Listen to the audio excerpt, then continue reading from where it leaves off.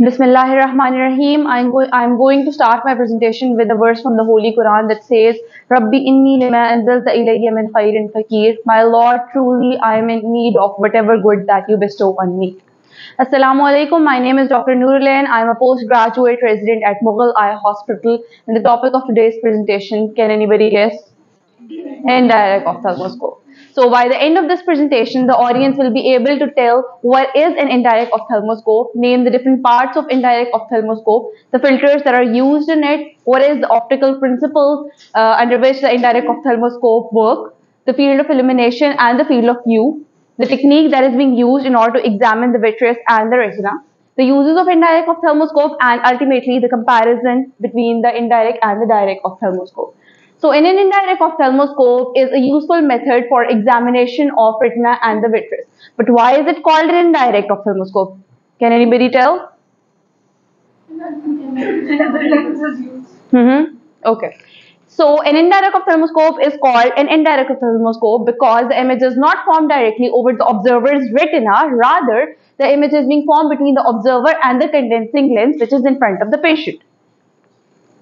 There are two types of indirect ophthalmoscope, monocular indirect ophthalmoscope and binocular indirect ophthalmoscope. We'll go across the history of binocular indirect ophthalmoscope. The earliest ideas about ophthalmoscopy dates back to 1846 when Dr. William Cumming wrote that every eye could be made luminous if the axis from a source of illumination directed towards a person's eye and the line of vision of the observer were coincident. Then Christine Jewett introduced the indirect ophthalmoscopy to allow for a stereoscopic and a wider view of fundus. Dr. Charles Louis improved the original design in 1945, adding a second lens for the other eye, and in this way, binocular indirect ophthalmoscope was introduced. Mechanics in optics, it basically involves two things. One is the device and the other is a handheld condensing lens. So basically what we have in here is we have this indirect ophthalmoscope. Unfortunately, the condensing lens couldn't be. इसमें ये होता है. First of all, what we do is that we basically turn it on from here. Afterwards, we can see that this is the indirect ophthalmoscope, and by which we first of all we basically wear it in this way, okay, in this manner, and then we basically adjust it from here and from the back side. First, we adjust it. What we do is that we basically just check the IPD of us, and then what we do is that ये मैं अब आपको बता दूँ ताकि मुझे अच्छे से समझ आ जाए. What we do is that we basically place our thumb right here. उसके बाद हम ये देखते हैं कि एक आंख से बंद करके देखते हैं कि हमें वो नजर आ रहा है, और फिर दूसरी आंख को बंद करके देखते हैं कि हमें अपना थंब नजर आ रहा है. मतलब ये है कि हमने IPD सेट करा है क्योंकि ये बाइनोकुलर है तो दोनों आंखों को आपको देखना चाहिए. उसके बाद यहाँ पे कुछ इसके फिल्टर्स होते हैं. यहाँ पे if you can see here, यहाँ पे ये पॉइंट्स हैं जो कि फिल्टर्स को एडजस्ट करने के लिए यूज होते हैं. ये एक नॉर्मल फिल्टर है. Then we have this blue filter in here. ये अगर आप देखो तो लाइट यहाँ पे, यार एक minute,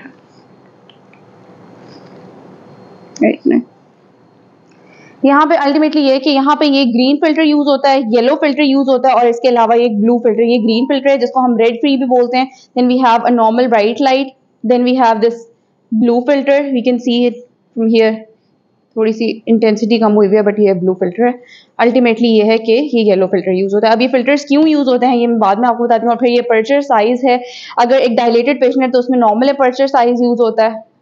if I can tell you from here, ये अगर आप यहाँ से देखो तो ये एक नॉर्मल अपर्चर साइज है. Then we have this little bit decreased aperture size.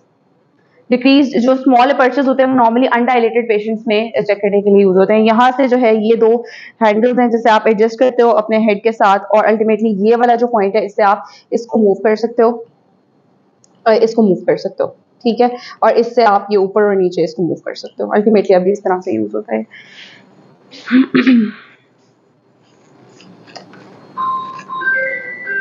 Binocular device consists of the headband binocular lens with mirrors and a light source. अब इसमें यह है कि जैसे मैंने बता दिया आपको आगे इसमें, और दूसरी बात यह है कि hand held condensing lens. This is the condensing lens is being held by the examiner a few inches above the patient's eye. The purpose of this lens is to gather the light rays coming out of the patient's eye. अभी इसका जो principle discuss होगा then I'll discuss it later. The power of the lens, जो condensing lens होता है normally हम use करते हैं, और उसकी पावर जो है वो three things, it determines three things, the viewing distance, the magnification and the field of view.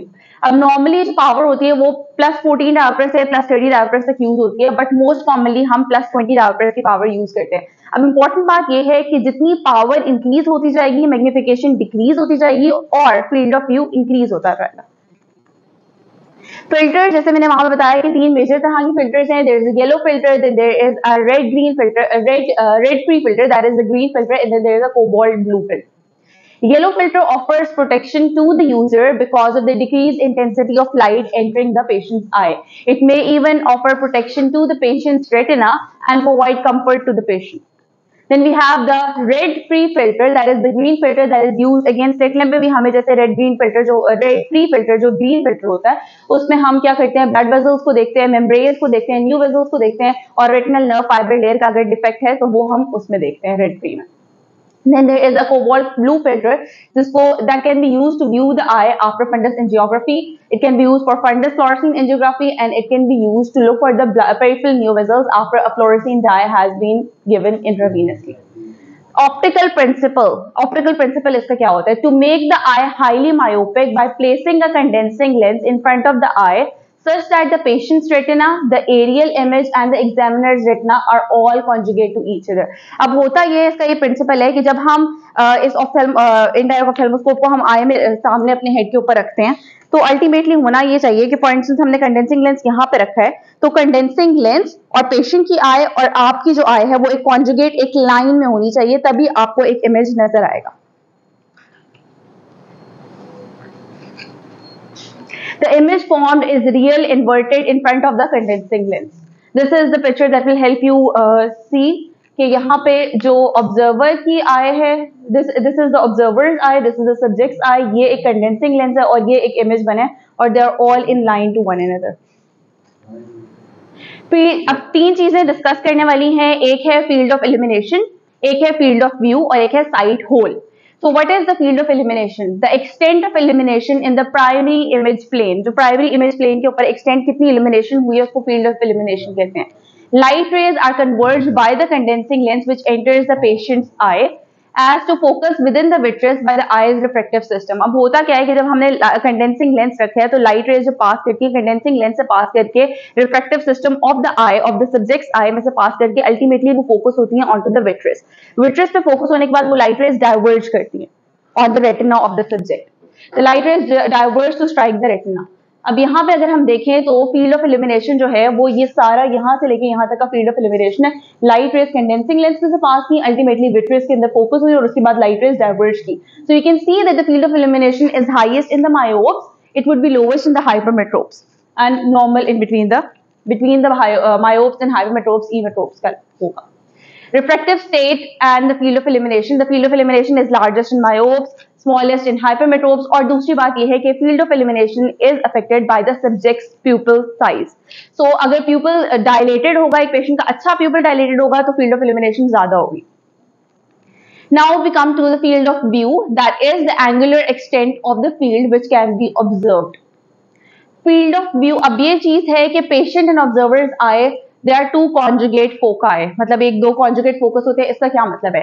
That light arising from the point in subject's pupillary plane is brought to focus by the condensing lens to observer's pupillary plane and vice versa. मतलब ये कि जो condensing lens है उसका काम ये है कि जो subject की eye और observer की eye को दो conjugate focus बना रहे हैं. मतलब कि जो image form हुआ है in the subject's pupillary plane वो बेसिकली ये है कि point in the subject pupillary plane is brought to focus. मतलब ये कि जो सब्जेक्ट प्यूपिलरी प्लेन का जो पॉइंट ऑफ फोकस है वो ऑब्जर्वर के प्यूपिलरी प्लेन के ऊपर बन रहा है और जो ऑब्जर्वर के प्यूपिलरी प्लेन का पॉइंट ऑफ फोकस है वो सब्जेक्ट के प्यूपिलरी प्लेन के ऊपर बन रहा है.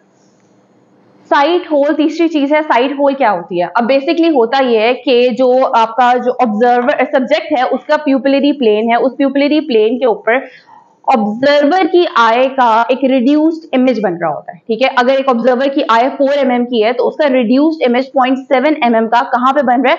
सब्जेक्ट के प्यूपिलरी प्लेन में. अब जो लाइट रेज मैंने बताया विट्रेस पे पहले कंडेंसिंग लेंस से लाइट रेज आई, विट्रेस के ऊपर मतलब ultimately refractive system of the eye की वजह से विट्रेस के ऊपर फोकस हुई. उसके बाद ये सब्जेक्ट की बात हो रही है, लाइट रेज डाइवर्ज होगी.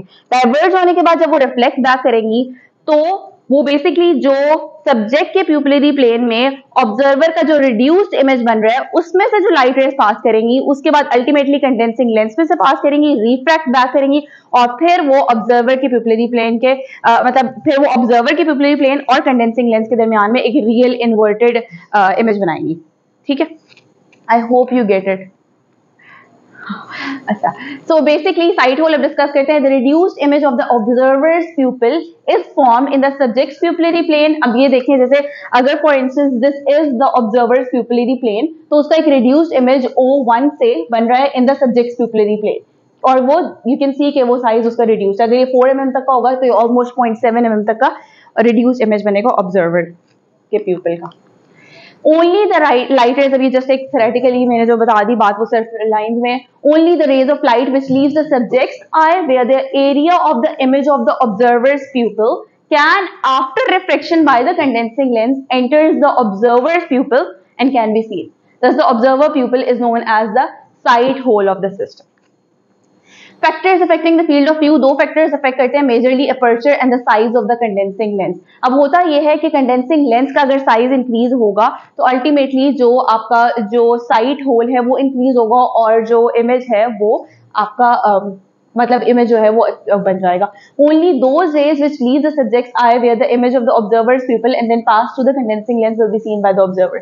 तो obviously बात है कि अगर हम दो चीजें कर सकते हैं, या तो ये है कि हम condensing lens जो है उसका size increase कर दें, दूसरा और उसकी power increase कर दें, दूसरी ये चीज हो सकती है कि हम क्या करें कि जो observer है उसके pupil को dilate कर दें.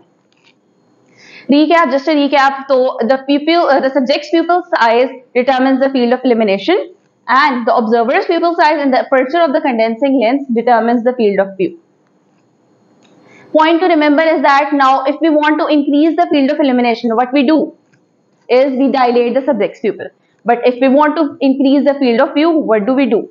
Either we can use a condensing lens of large aperture or we can dilate the observer's eye. That is not practical to dilate an observer's eye क्योंकि obviously उसने और बाकी काम भी करने हैं. ठीक है, तो ultimately क्या होगा कि हम क्या करेंगे, condensing lens use करेंगे with a large aperture instead of dilating the observer's eye, and we achieve a field of view of 25 degree, that is 4 times the field of view of direct ophthalmoscope. So, अब technique के ऊपर आते हैं. सबसे पहले कुछ pre requisite हैं. सबसे पहला प्री रिक्विसाइट जो कि जिसके ऊपर कहते हैं कि फेल भी कर देते हैं पेशेंट को, जो कि यहाँ मैंने लिखा नहीं है अल्टीमेटली, कि जो आपका dim light, extremely dim light होनी चाहिए. ठीक है, उसके बगैर मतलब ब्राइट लाइट में आपको नजर नहीं आएगा. एक्सट्रीमली डिम लाइट होनी चाहिए. Patient should be well dilated. Position of the patient should be supine. Choose an appropriate condensing lens according to your skills and specific patient. Fasten the binocular indirect ophthalmoscope. Adjust करना है हमने उसका IPD, नीचे से adjust करना है, beam height adjust करनी है, check spot size and illumination intensity. Then what we do is that, अब यहाँ पे आई होप इसमें हो, मुझे नहीं लगता उन्होंने रखा, हाँ नहीं है. तो अल्टीमेटली हमने एडजस्ट किया, उसके बाद कंडेंसिंग लेंस को रखा a few inches from the subjects प्यूपिल, और हमारे डिस्टेंस होता है ऑलमोस्ट 40 to 50 सेंटीमीटर्स तक का हमारा डिस्टेंस होता है. To start up the patient should look directly. आप सबसे पहले पेशेंट सुपाइन पोजीशन में लेटा हुआ है, उसको कह रहे हैं सीधा ऊपर देखे, सीधा ऊपर देखेगा. फिर उसके बाद हमने इस तरह से होना चाहिए कि almost space around the patient जो हेड जो है वो फ्री होनी चाहिए, ताकि आप इजीली मूव कर सको और उसके अच्छे तरीके से 360 डिग्री व्यू आप ले सको पेरिफेरी का भी. Instruct the patient to look at various extremes. All 360 degrees of the papal retina have been examined. Then important point ये है कि macula should be examined last. Why? Because macula maximum light intensity को bear कर रहा होता है. अगर हम सबसे पहले light macula के ऊपर डाल देंगे, उसके बाद पेशेंट कॉपरेट नहीं करेगा और पेरिफेरी आपको जो है वो नहीं दिखाएगा. So may reduce the macula is examined last as the light is bright, and patient's cooperation for binocular indirect ophthalmoscope may reduce drastically if the macula is examined at the start. एक video है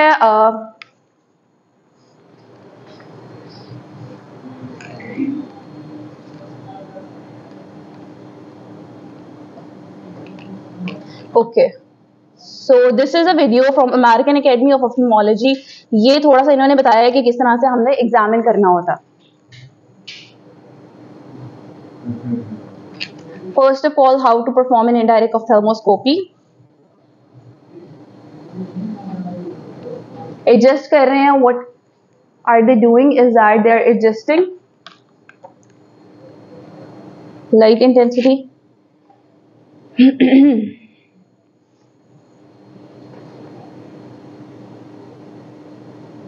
यहाँ से जो है aperture size जो है IPD set करेंगे वो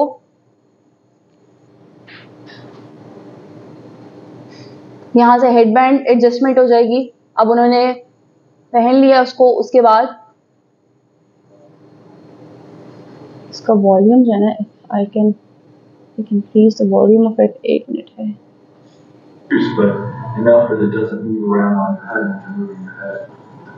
अगेन वो जो थंब वाली बात बताई है,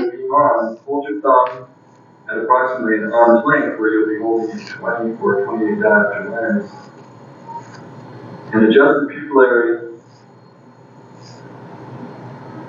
distance to make sure he's being adjusting the pupillary distance so that the thumb is being seen by both eyes. Each eye individually to check that the beam is directly in the center.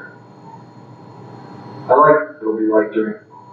And now the actual atropine is being Ashley, our model given. Atropine alkane. With the indirect ophthalmoscope is like a picture is outlined, and we have our patient Ashley who is laying perfectly flat. You can see supine position में patient है. Fully reclined. Her eyes are nice and flat to the floor. She's looking straight forward. Patient is asked to look straight up. Position. As you can see, this is set up so that I can move. Again वही वाली बात, again freely move कर सके patient. This is an now कह रहा हूँ इस तरह का लेंस होता है. At the posterior pole, the optic nerve and macula, and so with her looking straight forward, I'm going to get a nice view of her optic nerve and macula.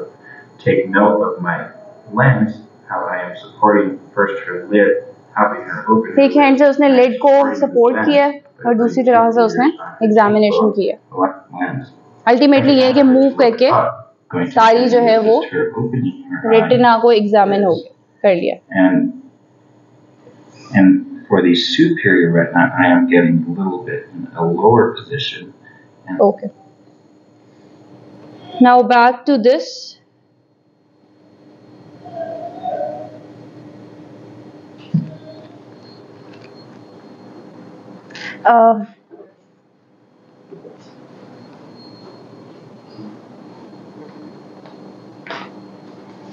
Now for the presbyopic observers, अब होता क्या है कि obviously बात है कि हमने 40 to 50 centimetres के डिस्टेंस के ऊपर रखा है. अब 40 to 50 सेंटीमीटर्स के डिस्टेंस के ऊपर रखा है तो एक पेशेंट जो कि ऑलरेडी presbyopic है उसको तो डिफिकल्टी होगी. तो उसमें क्या होता है कि what we do is that +2 diopter lens is incorporated in the binocular prismatic eyepiece so that the observer does not need to accommodate. वरना ये होता है कि normally accommodation required होती है 40 to 50 सेंटीमीटर्स के ऊपर. +2 diopters का अगर हम incorporate करेंगे presbyopic eyepiece तो फिर पेशेंट को अकोमोडेशन की जरूरत नहीं पड़ेगी. लेकिन अगर +2 diopter से ज्यादा की उसकी रिफ्रैक्टिव पावर है then he definitely needs to use his spectacles. Linear magnification, अब ये एक इमेज है, अगर हम सबको ये याद होगा फॉर्मूला कि linear magnification is equals to image size divided by object size. अगर हम देखें इसमें इमेज साइज जो है वो बनेगा स्मॉल ए बी, ठीक है, और ऑब्जेक्ट साइज जो होगा वो कैपिटल ए बी बनेगा. सो यहाँ पे अगर हम लीनियर मैग्निफिकेशन लिखें, magnification small a b over capital A B, ठीक है. उसके बाद अगर हम ये देखें कि according to the earlier formulas of optics जो हमने डिस्कस किए हैं कि ये a b a capital A and B should be equal to small a c f, right. मतलब a n b a n हाँ b is equals to a c and f, ठीक है. मतलब ये आगे अब डिस्कस करते हैं. ये देखें linear magnification image size over object size angle ACF is equals to angle A and B. Basically angle ACF is equals to angle A and B. Tangent of ACF should be equal to tangent of A and B. Ultimately होगा कि ये image magnification का formula जो है वो ये आएगा कि if you see के ACF is equals to tangent of A and B, then AB over AB which is the magnification, AB over AB which is the magnification will be equal to CF over BN. अब CF क्या है और BN क्या है, यहाँ पे अगर हम देखें तो CF जो है वो C से लेके F तक फोकल लेंथ है और बी एन जो है ये अगर हमारा नोडल पॉइंट है आई का और ये पॉइंट है वो रेटिना का है, तो ये you can say that b to n is basically the distance between the nodal point of the eye and the retina, और नॉर्मली ये हम बी एन जो है वो 15 mm लेते हैं। तो अल्टीमेटली ये सारी कैलकुलेशंस के बाद हमारा जो फॉर्मूला बनता है मैग्निफिकेशन का वो ये बनता है कि magnification is equals to focal length over 15, right.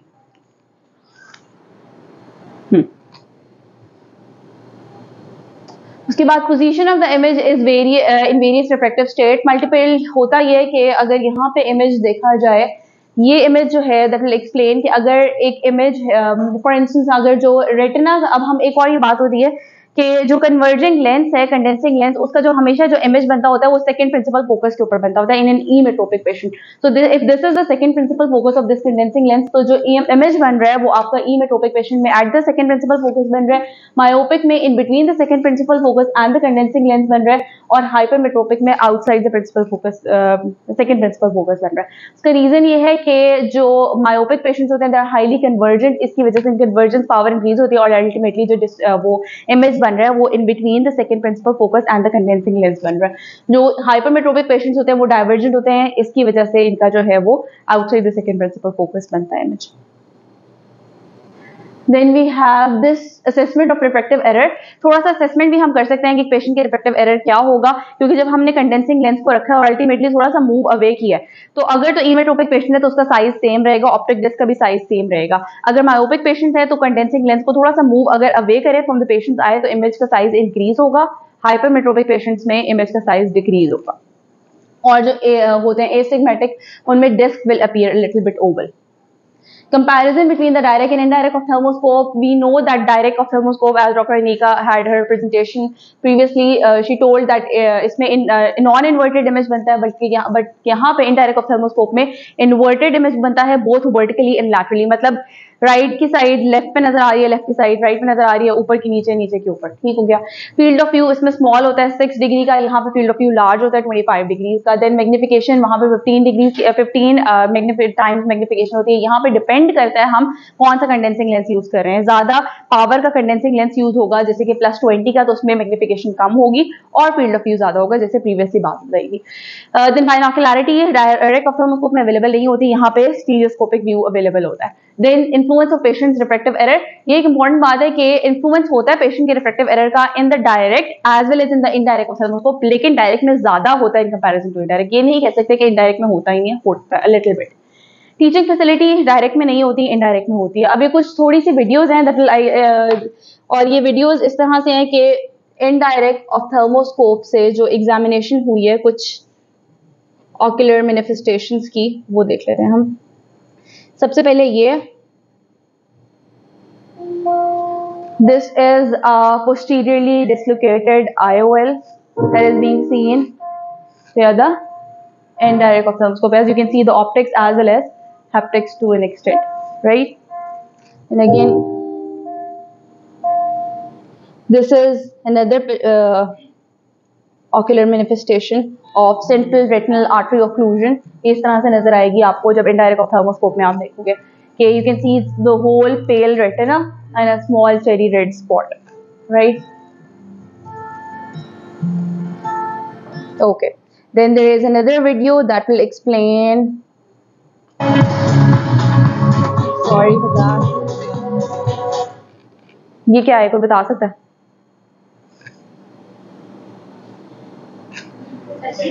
Yes, this is steroid halitosis, right? So ultimately, I'd like to conclude my presentation with a quotation that says, "You can't go back and change the beginning, but you can start where you are and change the ending." Thank you.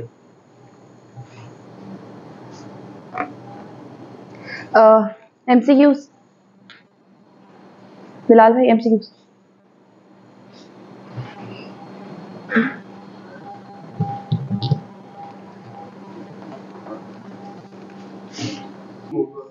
False. The size of the observer's pupil.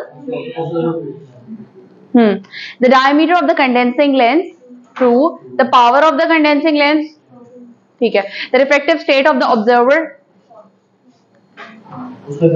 ठीक है. Observer के reflective state के ऊपर effect नहीं होता, जो subject का observer state है वो अफेक्ट होता है. सो यू आर राइट, ए और ई फॉल्स हैं और बाकी सारी स्टेटमेंट्स ट्रू हैं.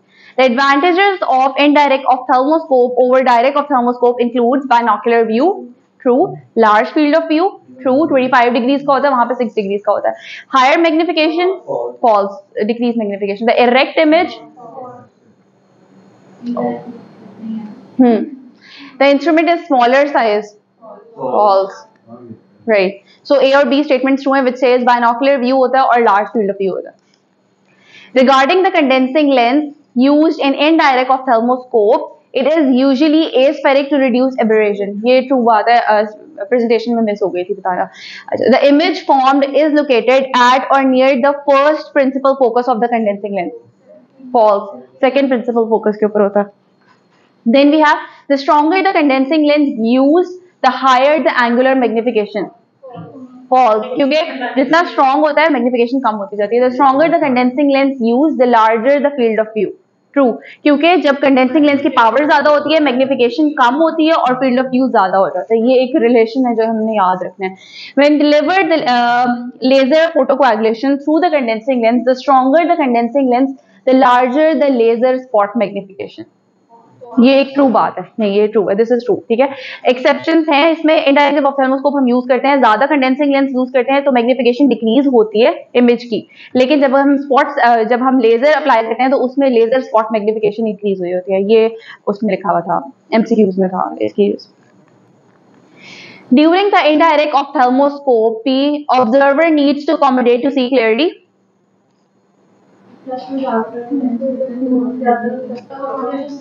Accommodation, he needs accommodation. वो अलग बात है कि इंस्ट्रूमेंट में इम्प्लांटेड ऐसी चीज है.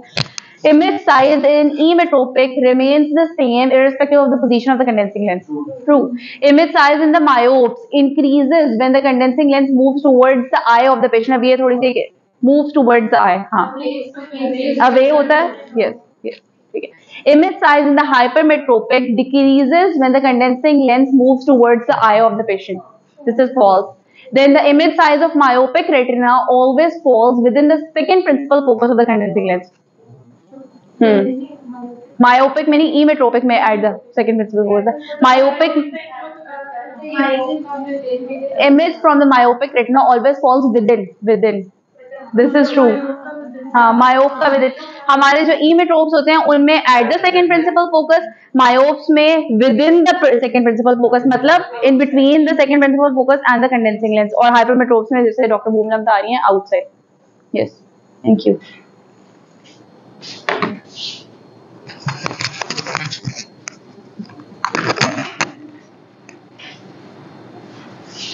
Okay, so I will share with you a diagram of retention time. जब कोई लेक्चर देता है तो उसकी 5% रिटेंशन होती है. अब उसमें कोई ऑडियो विजुअल इनकॉर्पोरेट कर लेता है जैसे इन्होंने किया, तो the retention is 10%. If a person demonstrates something, the retention of the audience is 20%. If you discuss something, the retention is 40%.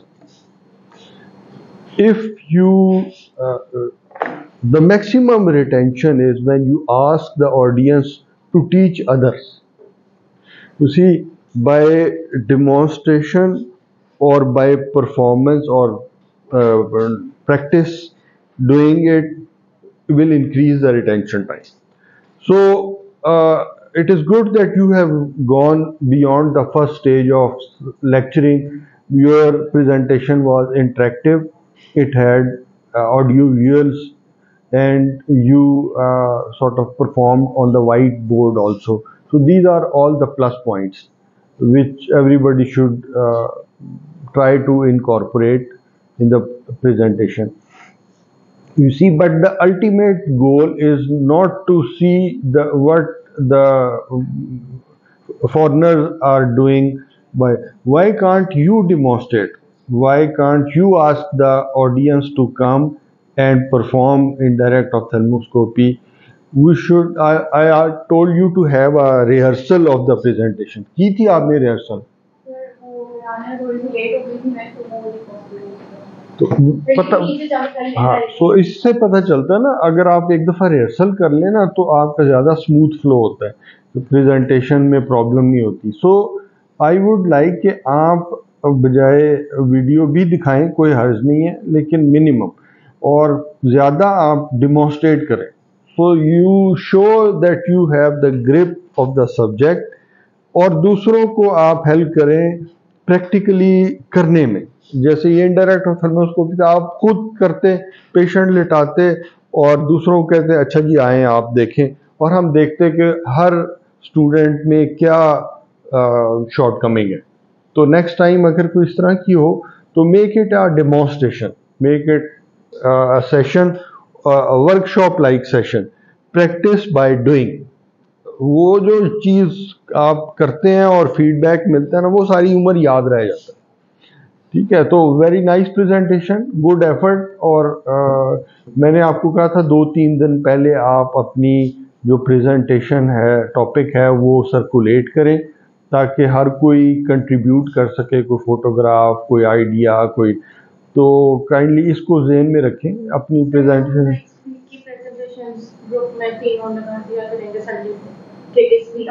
हाँ, टॉपिक्स जो है वो अपने देखें, एक तो होता है सरकारी तरीका कि वो जी क्लर्क को कहा वो छाप देगा, एक होता है पर्सनल एफर्ट। आप कहते हैं जी मैंने इस टॉपिक पे प्रेजेंट करना है, किसी के पास कोई फोटोग्राफ है, आप व्हाट्सएप पे मैसेज करते हैं, आप ओसीटी वाले के पास जाते हैं, आप कंसल्टेंट के पास जाते हैं, you make an extra effort to collect the material, original material. ठीक है ना। एक दूसरा तरीका ये है कि किताब पे 2 सफ़े जो लिखे हुए हैं उनकी तस्वीर उतारें और वहाँ पे पावर पॉइंट पे चढ़ा दें। So there is lot of difference.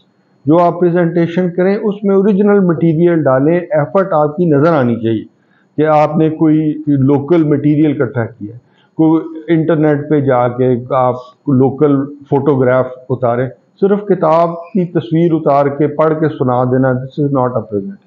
So well done doctor Noor, but I would like कि आप अगली दफ़ा इससे भी आईटी वाले से भी करें, कोलैबोरेट करें, so that the performance improves.